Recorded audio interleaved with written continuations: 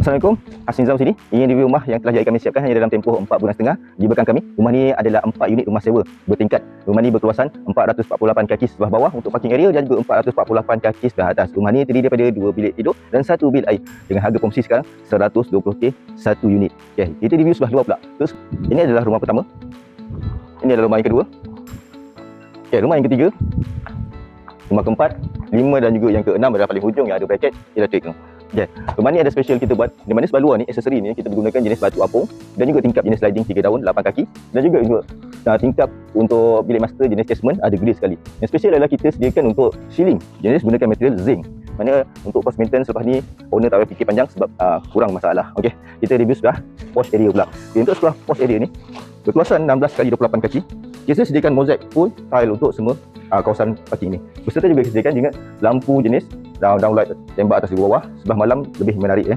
Untuk tangga juga kita sediakan jenis mozaik jenis 1x2. Daripada lantai ke ceiling adalah ketinggian adalah 9.5 kaki untuk posh area. Yang kita naik sebelah atas, kita review sebelah dalam pula ni.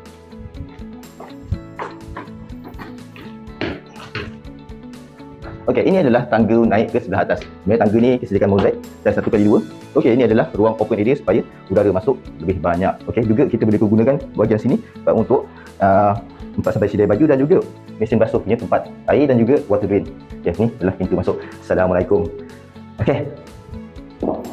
Ini adalah ruang terbuka di mana kita sediakan adalah tabletop panjang adalah 10 kaki berbentuk L dan juga tingkap jenis casement tolak keluar berserta grill juga. Kita sediakan juga untuk bed space warna putih kotak-kotak honeycomb.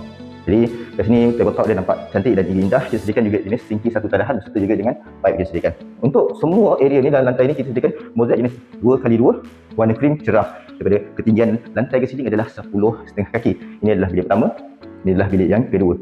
Bilik pertama dan kedua saiz dia adalah sama, tak ada beza. Okey. Kita buka lampu, biar nampak cantik. Okay. Untuk setiap bilik disediakan juga point plug, dua geng plug lampu kipas disediakan, juga plug aircon. Ini adalah bilik yang kedua, pintu jenis solid door. Ini adalah bilik yang pertama, bilik master.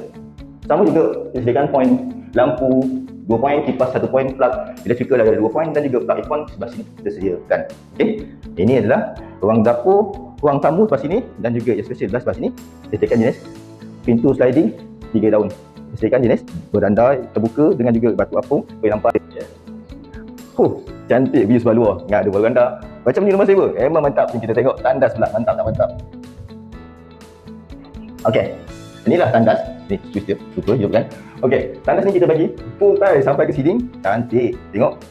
Tandas ni standard duduk one piece. Okey, kita sediakan juga shower head disediakan dan basic semua pipe kita sediakan untuk tandas ni. Ini adalah keadaan tandas rumah sewa.